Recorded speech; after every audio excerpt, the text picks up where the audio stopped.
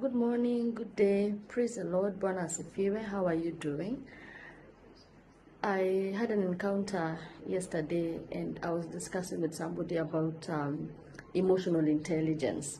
And it's just hit me that sometimes we take a lot of things for granted and we assume that probably people know what we know, and that is not the case. So as you step out today, I want to encourage you to extend grace to the people around you, extend grace to the people you encounter, and just understand that emotional intelligence is an intentional journey. Like, you have to be really deliberate to understand your emotions, to know, to name them. You can only deal with what you name with, what you can be able to name.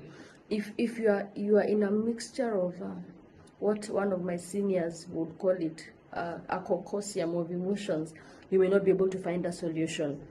So every day when you rise up, regardless of where you find yourself in, name the emotion, identify where you are at, be sure you can be able to explain what you're feeling. Then that way, somebody who is able to help you will be able to help you because they'll know where they're picking you from.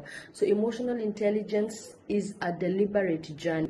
You have to be intentional. You have to name your emotions, own them, accept where you are at, seek help where you need to seek help.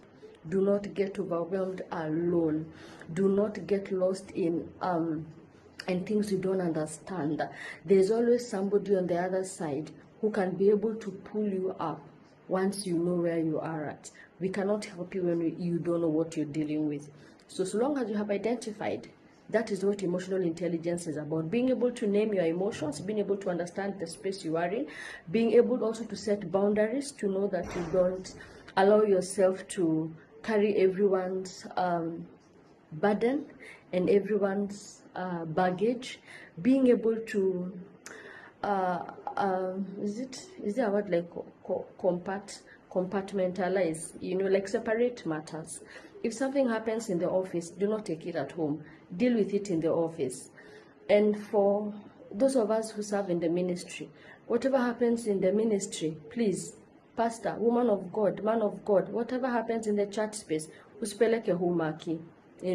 Don't deal with your family like you would deal with congregation. That is how ministers and spouses of ministers find themselves in emotional abuse. And I listened to one woman of God who was vulnerable enough to share that in her early years of marriage, right now she's a global voice, but she was telling us that in her early years of marriage, the husband could not differentiate between casting demons outside, and then when he comes home, it is the same